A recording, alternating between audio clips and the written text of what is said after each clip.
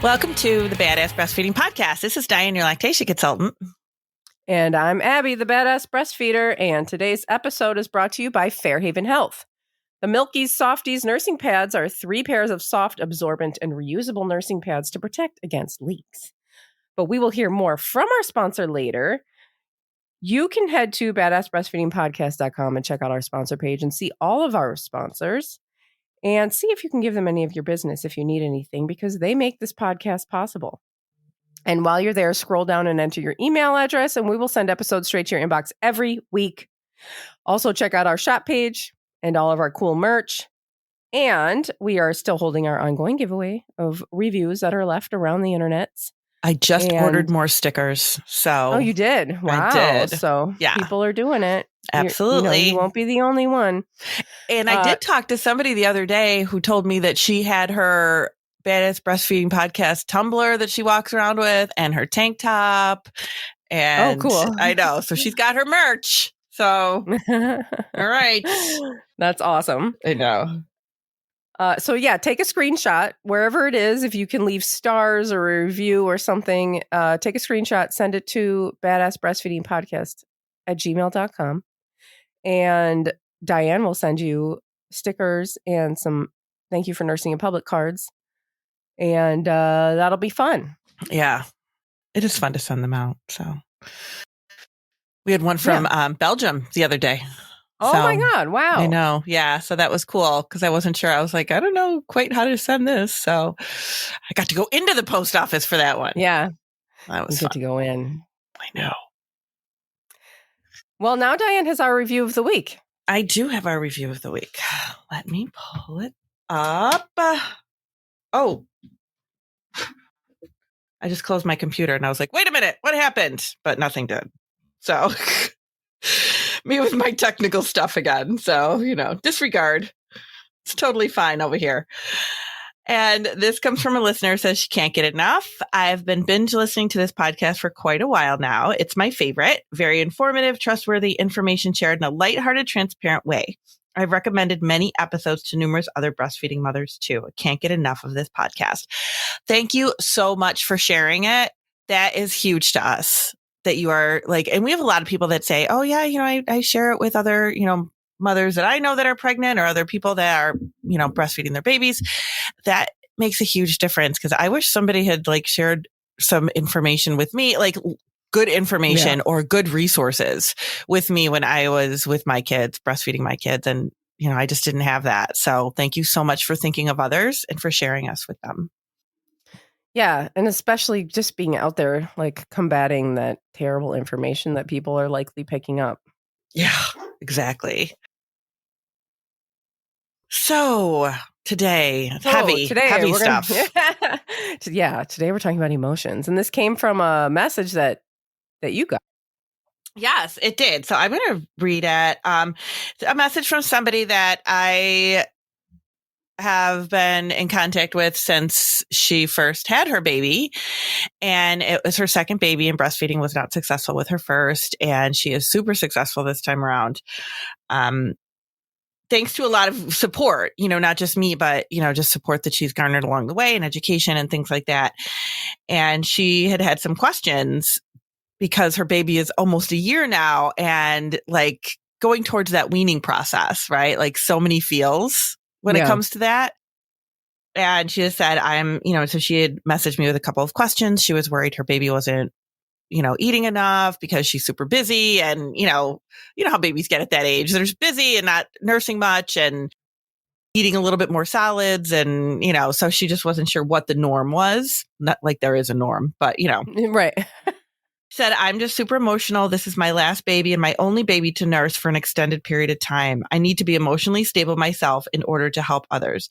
Thanks for being a source of encouragement. And I told her that, the emotional stuff is really hard. You don't expect it. You just don't expect to feel so emotional about it. And I think that just says so much because we don't, right? We're just kind of going along with this process. You're kind of like, okay, this is what you do. You have a baby, you breastfeed them, blah, blah, blah, all this stuff. And then you don't realize how emotional you are about everything.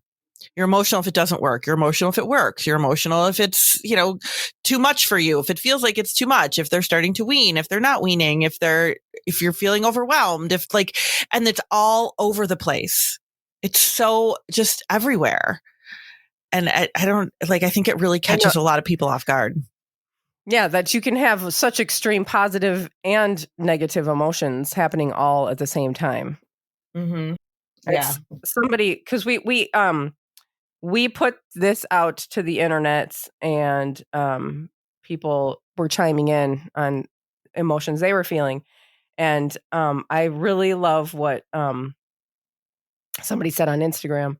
And she was like, it starts out with fuck. So many: anger, wonder, love, sadness, bliss, joy, you name it. I felt it. It's a roller coaster, the only kind I would voluntarily do. Oh. It's so true. It's like, it's so emotional. It's so hard. It's like the most profound like change and thing you can do. And then we just like do it over and over again. It's like, what's wrong with us? I know. Somebody on mine said 100% emotional, guilt, responsibility. That's one that usually doesn't get thrown in there, which is huge because it is all your responsibility. Really? Like you feel like you're the one that's responsible. You're responsible if it works. You're responsible if it doesn't work. It's just not works, but you know what I mean. Yeah. Guilt, responsibility, hate, love, anger, resentment, exhaustion, not knowing how to stop or if it was okay for me to stop. And that's another thing too. Like and we talk to people all the time, Abby and I both, that I want to wean. I'm not sure about weaning. I think we're getting towards weaning, but I don't know how I feel about that. And I kind of want to wean, but I feel so emotional about it, even though I feel like I'm ready.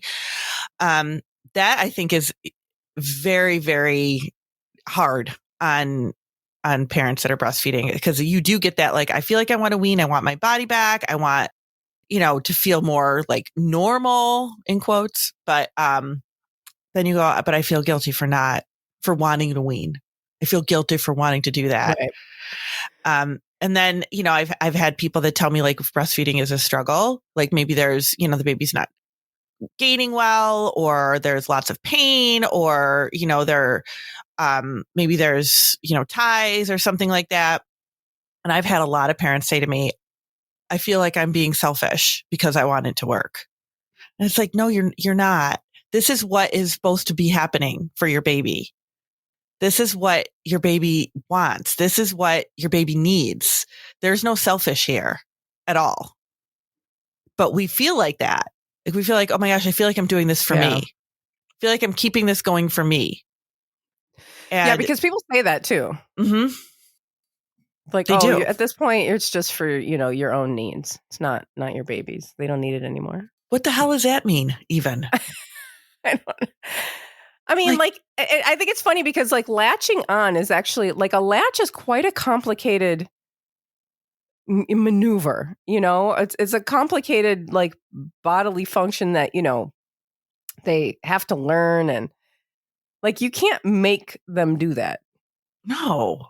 It's not like there's no way to like make a child latch onto your breast. You can't do that. No. So like if they're doing it, they want to, because they're not going to do things they don't want to do. They're babies. They're not manipulating you. They don't know. Yeah. They don't know how to like change how they act to make you happy. They don't know that yet. At some point they'll know, but not now. Yeah. Not yet. And then they'll forget again when they become teenagers. So it doesn't matter. Do you want to read one of yours? I have a couple good ones on here, but yeah. I think, I mean, this one woman, she says, I get D-MER. Oh yeah, I got that on mine too. Yeah, and she says, so I feel like I want to kill myself sometimes during letdown. And I think that's something that we should talk about too, is that sometimes people, the negative emotions that you're having. I mean, D-MER is something that we could talk about. Mm-hmm. What that is. But sometimes the negative emotions can be so extreme that we feel like something's wrong with us. But like, these are things that happen to people. And it's not just happening to you. Like, it's people can have these thoughts. And I mean, something like that, if you're afraid of these thoughts and you feel like these thoughts are there's something that you might act on, obviously we need to get some intervention here, but don't feel like you're the only one. Because that can feel really scary. Mm-hmm. That could be really scary. That can be, oh my God, how am I actually feeling this? This is scary. But it happens. There's no such thing as an emotion that's like abnormal. No, and the only thing that would be abnormal is not having emotions. Yeah, that abnormal. Would be weird. But there's so many hormonal aspects to nursing a baby. Yeah. And to having a baby. So much hormonal surges and changes and fluctuations that it is normal to feel these feels. But I think it's just then you get so frustrated because it's like you can't control any of it. And you don't know, like these, you could be feeling it, different things all throughout the same day too, the same hour even, just being like so frustrated with being having to be the one to feed your baby all the time. And nobody else has any kind of responsibility towards your baby like you do.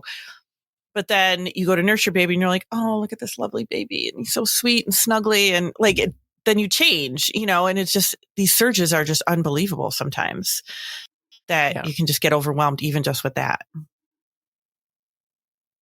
Yeah, that's true. Crazy. Do you have some to read? Yeah, I have some good ones. So I do have one that, where is she said? Oh, she said, yes, it's bloody hard. At the time, I called Breastfeeding Australia and received no help other than go see a doctor. You might have postpartum depression. Yes, but two separate issues likely feeding each other. Thankful for girlfriends who got me through. And this is a really good point. Like you can have postpartum depression or postpartum mood disorders, but you can also have like some emotional stuff that's just a normal part of the feeding process. Yeah. Mm-hmm. Well, and we also live in a culture, especially, well, I don't know. I don't know about other cultures, but I know about like the Western world. Emotions they're not really accepted. If you're feeling emotional, if you're kind of encouraged not to share that or just to share the positive emotions. And so that can be really hard to navigate as well. Yeah, we squish a lot down. You're just not allowed to say it. Or you feel like you don't have anyone to listen to you. Or if people do, and then people are like, well, then if that's, well, then just wean. Mm-hmm. Just wean if that's what's happening. And this is another situation too. I know we talk a lot about how, there's the medical profession doesn't understand a lot about breastfeeding, and family members and friends and society, don't understand a lot about breastfeeding. And you hear things like, oh, just wean, or, why are you doing this? And if you're not happy, then stop breastfeeding, or, whatever, just not understanding it. And then you do go to look for help and you get a response like, oh, call your doctor. You probably have postpartum depression. And it's like, maybe you just don't understand what's going on.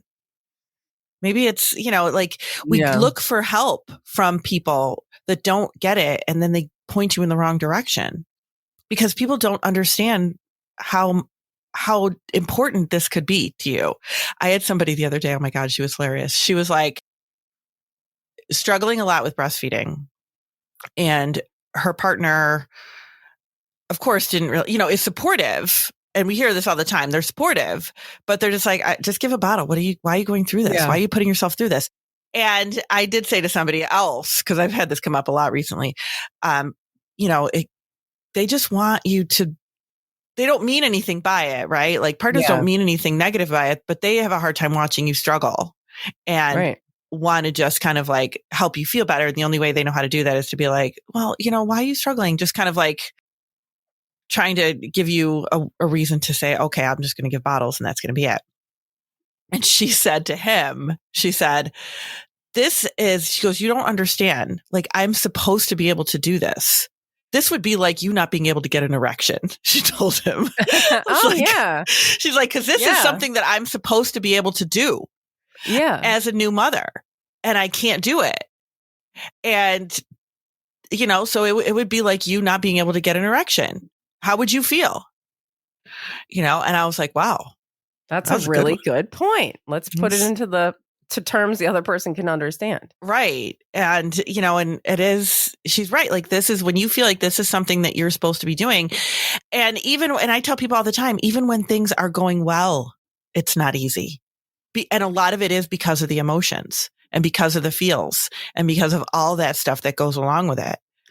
Yeah. And partners are like not, I feel like, because you find a partner and you're living your life and you're doing all these things together and then you're trying to have a baby together. And all of that like requires you're both kind of going through the same thing. You're both doing the same. You're doing the same. You're feeling the same. Maybe you're just going through the same thing. And then when you actually have the baby and then, oh no, my dog, you're pregnant now, but your partner's not. And so now you start going off on these two completely different roads, and then you have the baby and your partner's just standing there watching, feeling helpless. Yeah. And then you're feeding a baby. Now and then you're going through the hormonal stuff. You're going through the whole identity transition, which partners don't necessarily go through as intensely. Then the feeding and now you're just going through completely different things. Even if your partner is like super supportive, they're not going through what you're going through anymore. Right. And there's no way for them to get that. No, they can't. And they can't know. No, and it's people think like I'm being rude when I say that sometimes. It's like, no, this baby was literally attached to your body. There's no way they could even fathom the emotions that go along with this. Mm-mm. No, and partners go through their own thing too, but it's different than what you go through when you grow a baby, birth a baby, and then you're feeding a baby. It's just different. And we might not understand what they're going through. No. So, I mean, I don't know. Me personally, I'd be like, whatever to your feelings, which is not the right thing to, like totally. That's not right to say. But I'm like, I've going through a lot myself, and then, they're going through their own thing, but it's like, my thing's more important. I got a baby attached to my stuff. But and I think that, but I do think that that's one of the things that they do go through is the fact that they're kind of just standing there on the sidelines, and they were like, they were the center of it, for a long time. And then as soon as you get pregnant, then they're just kind of standing there watching you go through labor. Like I remember that was really hard for my husband, was watching me like go through this otherworldly like thing and just stand there. It's really hard for them. There was nothing he could do. And then if, when there's trauma, it's really hard. It's really hard. And the partners go through their own, there is such a thing as, postpartum mood disorders for partners. Yeah. And that is something that is completely ignored. I feel like we're just expect them to just pick up the pieces and, be the rock. And that's a lot of pressure on a partner that doesn't know what to do with their feelings on a regular day. Which is a lot of people. So we should take a break and then that's enough about partners, because back to the main people. Yes, the main people. Okay, we'll be right back. Today's episode is brought to you by Fairhaven Health. Leaking can be a constant struggle that some parents deal with, especially in those early months. Leaking through your shirt is not another hassle you want to be dealing with, and those disposable nursing pads add up in cost and garbage and work about as well as the time I rolled up toilet paper and stuck it in my bra, which is what I did one time when we were out and I started leaking. I didn't have anything, and I put toilet paper in there, and that didn't work. The Milky's Softies nursing pads, however, are designed to keep you dry and comfortable. These pads are 3 layers: a natural fiber layer that lays against your skin that wicks moisture away and is soft enough to wear even with sore nipples. Then an inner ultra-absorbent layer, and finally a microbe leak-resistant layer on the outside. The Milky's Softies nursing pads are contoured to your body so that it doesn't feel or look bulky in your bra. The box comes with 3 pairs of these reusable and machine washable nursing pads. Check out the Milky's Softies nursing pads at fairhavenhealth.com. That's FAIRHAVEN health.com and use code BADASS for 15% off of your purchase. And today's sponsor, as well as that promo code, can be found in our show notes under this episode at badassbreastfeedingpodcast.com. or wherever you're listening from. But also at badassbreastfeedingpodcast.com, you'll find all of our other episodes. Actually, you'll find that where you're listening to as well. However, you won't find information about scheduling your very own one-on-one online lactation consultation with Dianne. Although I'm lying about that because that is in the notes under wherever you're listening from. If you find all the notes and all the things in there. Yeah, that's true. Read the show show notes. Go to badassbreastfeedingpodcast.com because we made that website and it's there. You can visit the shop page there if you want because that's not anywhere else. Yeah. Okay. Now we'll get back to more on emotions. We have a lot to talk about. Yes. Okay, I can read this from Julie. Julie says, I've breastfed all of my 3 children, but my first felt like a failure and just another way I didn't feel capable of looking after my baby. She wouldn't latch at all, so I expressed for 6 months. I was stressed. She picked up on it, and it was tough time until I had to go back to work and decided that what I was doing wasn't enough or sustainable. Then I had the sadness that comes with stopping and the fear I wasn't giving her the best. Next time was amazing. Fed for 9.5 months. It was empowering, exhausting, but not stressful like my first. And the last I fed until she was nearly 5. She self-weaned and we both thrived. Though I did start to feel a little trapped as I always had to consider when she needed feeding. So every single emotion plus being asked when I was going to stop because surely she was too old to be fed. Wow. Yeah. So she had lots of stuff. Yeah. They did. Yeah. And it's true that it's different. It's going to be different with all different of your children. And a lot of it comes too with like your experience pregnant, your birth experience. It can all lead into all these feelings that you're having about breastfeeding. Yeah. Should I read more? Oh, go ahead. Let me read these 2. I'm going to read these 2 in a row because they kind of go together.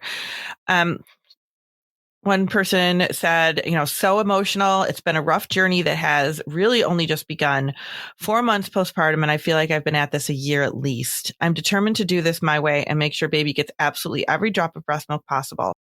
It's been extremely rewarding and exhausting all at once. I've never had such a love-hate relationship with any other activity. I love that because it's true. Yeah, it is true. Baby boy deserves all of the effort, though. And then somebody responded with, girl, same. 3 months postpartum tomorrow, and the struggle this time is real. First time I struggled in the very beginning. She was a great nurser. This peanut is not. Gives me so much anxiety. I refuse to give up. It is exhausting. This peanut deserves a whole year of nursing like my other daughter, or like my older daughter. And that's kind of how I felt with the twins. I was like, okay, I breastfed one kid for over a year, and how can I just not do that with the other? Like, how could I just not, Mm-hmm. And that was one of my driving forces with the twins. Well, that people saying that I couldn't do it, but the, one of the driving forces really was like, how do you just breastfeed one kid and not the other? I just didn't feel like that was, I couldn't do that. And that's kind of what I thought of when I read this, but the whole, like, it's such a love-hate. It's absolutely a love-hate relationship. That's a great way to describe it because I know that's how I felt a lot of the time too. That's like, it's the ultimate love-hate relationship. Mm-hmm. The ultimate. Yep. Jesse agrees. And then somebody mentions that they had nursing aversion, which is something that can add all kinds of other emotions and guilt and all of that as well. So I can just read through. Why don't I read through a bunch? And oh my God. Okay. I'm just going to read through a bunch. Trisha says strong sense of protection. Oh. I like what Madeline says. She says all of them. She experienced every single emotion, which is true. As a therapist in my office, I had one of those like feelings posters. And it had like all the feelings, or a whole bunch of feelings. And, people come in, how are you feeling today? And somebody will look up there and like, sort through and see which ones they connect with. But I feel like that's what like breastfeeding is, or being a parent, just being a parent. It's just like that whole entire poster. Just get that tattooed on my body. I know. Yeah. You can just like point to what you are. Yeah. Yeah. Amy says, I think that everyone has had every single possible emotion come up. Another one says calm and joy. Another one says sorrow and hopelessness. Yeah. Megan says right now, frustration because everyone is pushing to wean, but my little one isn't ready. Jessica says the gamut, bliss, despair, wonder, frustration, joy, sadness, life-giving, depleted, pride, disappointed. I could go on. Faith says being trapped in a dark room when my daughter won't latch for her whole nap was very rough. Lauren says gratefulness, empowerment, confidence, empowerment, love, stress, happiness, just all around amazement by my strength and my connection to my kiddos. That's awesome. Absolute joy, frustration, unconditional love, surrender, radical acceptance, present moment living, and annoyance. Annoyance. Yeah. So there is something that I'm thinking about, like as you're talking there. I was watching a presentation yesterday, and this is really kind of fascinating because it goes in so well. I didn't think it was going to go in so well with what we're talking about today, but the presenter was talking about different hormones that happen with breastfeeding, and was talking about oxytocin. And we know, how powerful that can be, right? Like when we encourage like that skin to skin when baby's first born, and that oxytocin release with having a baby, and how it, bonds you and connects you.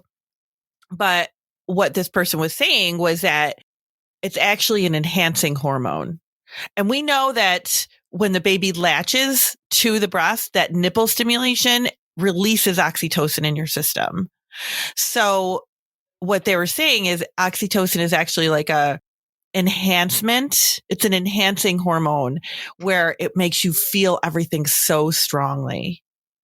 And one of the other things that happens with it is it can make you feel like, and if you think about like mammals in the wild, it can make you feel like, very protective, very, very aggressive against aggressors. And because it's such an enhancing drug. And if you think about like how I said, like mammals in the wild, they are very, how people say, oh, I got that mama bear mode going, like that kind of thing. That's oxytocin.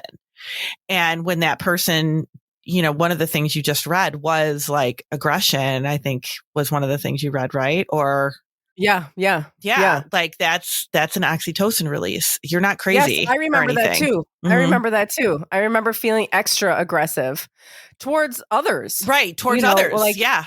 And, I don't know, something would happen. Like I remember one time in particular, I was walking across the street, and this person like didn't stop at the stop sign and just like buzzed by us. And I just like I saw red. It was like Red Ross, remember from Friends when he was that stupid red? I just like started screaming. I actually did that a couple of times. I just like burst out into like a cursing fit at someone. And it happened to my husband too one time. And my husband felt that too in the beginning. Oh, like they get that. Yeah, oxytocin. Yeah. So yeah, definitely. Yeah. So it's like, and you might be feeling like, why do I feel like this? Why are these feels so powerful? And a lot, it is that hormonal surge, those hormonal surges and those, hormones that creep up that come on, before you had a baby, like I know before I had a baby, before I even got into this field, I had never heard the word oxytocin. I had never heard of any of these emotions, like none of it. Nobody ever talked about, and that's the other thing that's an issue. Nobody talks about how difficult the emotional surges are and how much you will feel and for how long. Like, and we know that postpartum mood disorders, that can creep in at a year, at 2 years, right? Like there's so much to it. And I never knew any of that. Like I thought, okay, you feel kind of emotional and weepy for the first week or two, and then you're supposed to be like normal, right? Yeah. Like I never heard anything different until I became this person working in this field. And then I was like, I oh, remember. now it makes sense. Okay. Yeah. That's why I was so crazy for a year and a half. Okay. Yeah, I remember my dad when my dad was down visiting. You know, when Jack was first born, first grandkid, they would drive down like a lot. And I don't know, one time we were sitting there and Jack was just like weeks old. Like he wasn't old at all. You know, and I said something about feeling something. I don't know. And my dad was like, "What? Well, by this age, I had you bouncing on my knee." Oh, geez. And I'm like, "Oh, okay." First of all, it's weird to bounce like a tiny newborn on your knee. And like he's probably misremembering because people always say they remember what went on with their newborn and they don't. And they don't remember. No. They don't. Mm-mm. Absolutely not. Like people are, well, whatever. That's a whole other rant. But yeah, there was no, you know, and my mom, I remember my mom saying something as well about like something that she had been going through and all the stuff, you know, that was going on when I was born. I was the first. And she was like, she looked at my dad and she was like, I don't think you didn't go through any of that, right? You didn't, you know, like, and he was just like, oh, what? So she definitely felt that too. Like she was going through something completely different than what he was going through. Yeah. And I mean, like, good. I'm glad that she, you know, like was able to kind of remember that. Yeah. Right. And acknowledge it. It's so, I mean, I know with my parents, I'm the youngest of 4, and there's like 10 years between me and the oldest. So there's a lot of time span there. But, I was the only one. My father was actually allowed in the delivery room. Oh yeah. Like it used to be that you weren't allowed to do that at all. And then like, I don't know, that's like, I feel like such a separation of everything. Like, how do you expect that person to bond with their child when they're not even allowed in to the room? We talk a lot about how partners are not involved and partners need to be more involved. I mean, partners are really involved compared to what it was, not just like a generation or two ago. Yeah. I mean, people were not, I mean, it was unheard of that, first of all, you know, families you were expected to be this very traditional, like gender rolled family, right? With the man who had the job and then the woman who was going to stay home and take care of the children. And the man was not, at least for like, you know, the middle class white American mainstream culture, the man was not expected to be involved. No.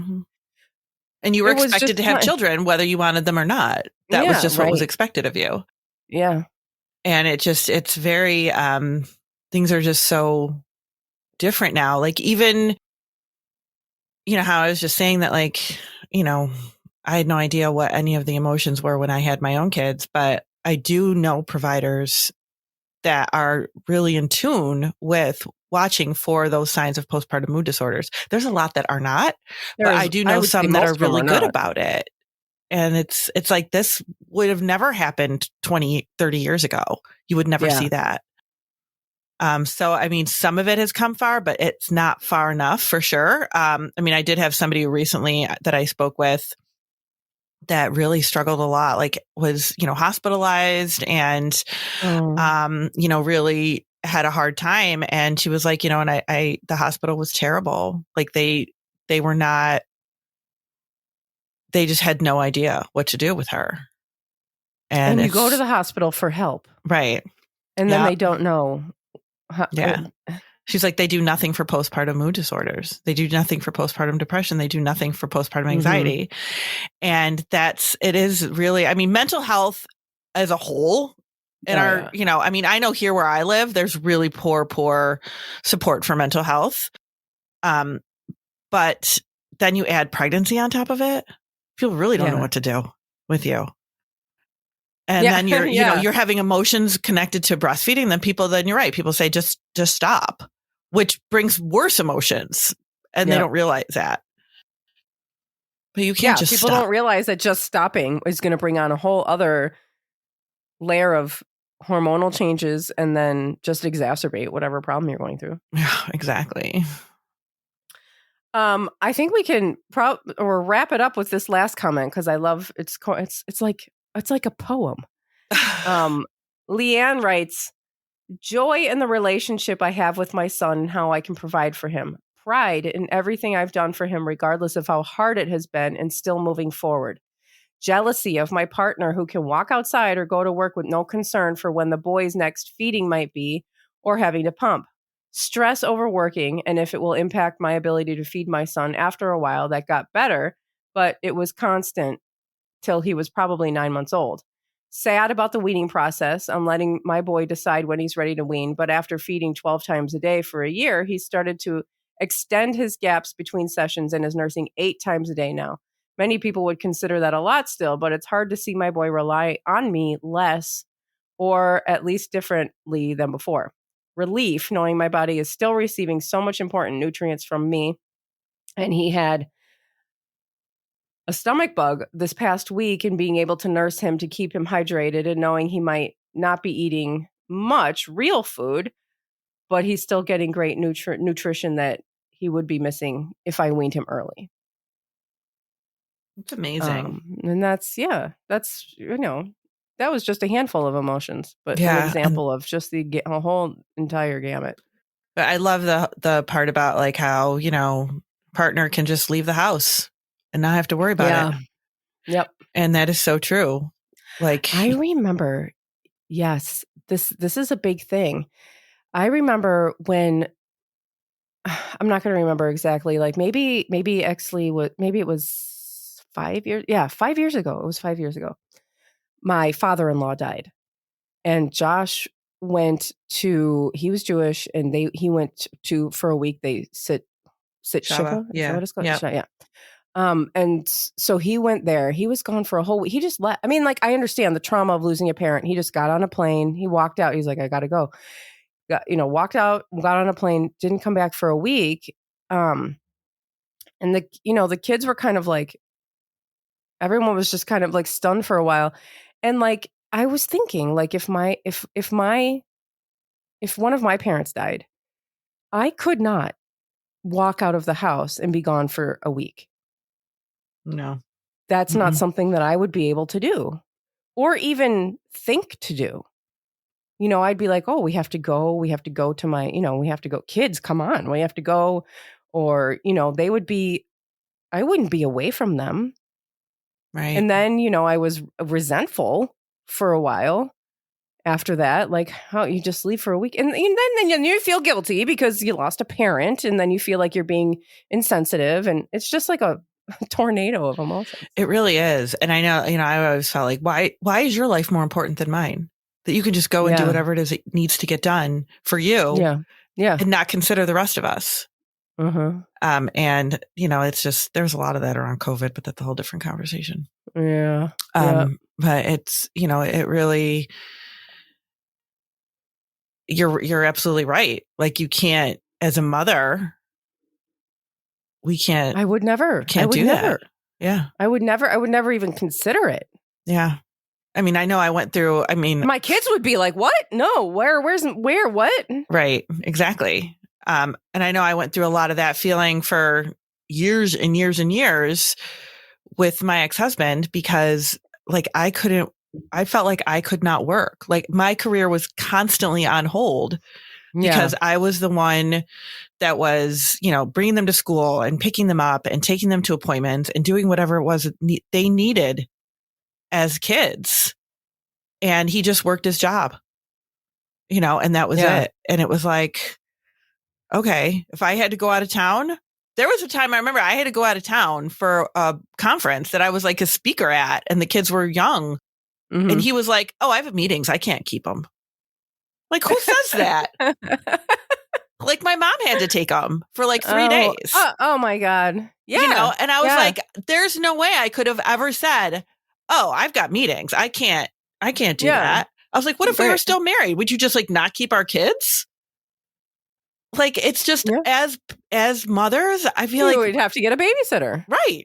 Because it's like either you take care of them or you get a babysitter, because you can't ask your partner to take time off. That's absurd. So for, 15 years, my career was piecemealed. Yeah.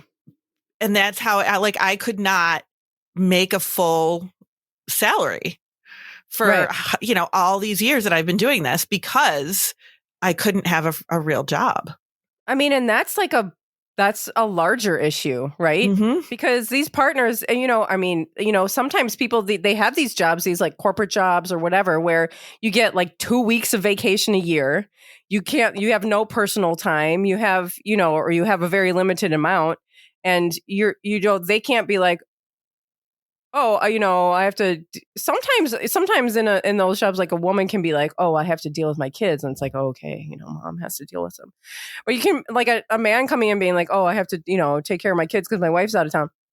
Like that's not accepted. No. And there's no, then somebody's career is going to take a hit. And it's always expected to be the mom, the one who's the one who birthed the children is who's going to be doing it. And then the emotions that are attached to that. Mm-hmm. I mean, there's a lot there because it's like you love your kids and want to be there for them. And at the same time, you hate your partner because they can go and do whatever they want to do. Right. Yep. Come on. The person you had the children with. Yep. You want to change the locks on the door. Or maybe that's just me. Yeah. I don't know. No, I don't think it is just you, actually. Okay. Lots we could obviously go on and on about this. But thanks for listening. Thank you. Bye.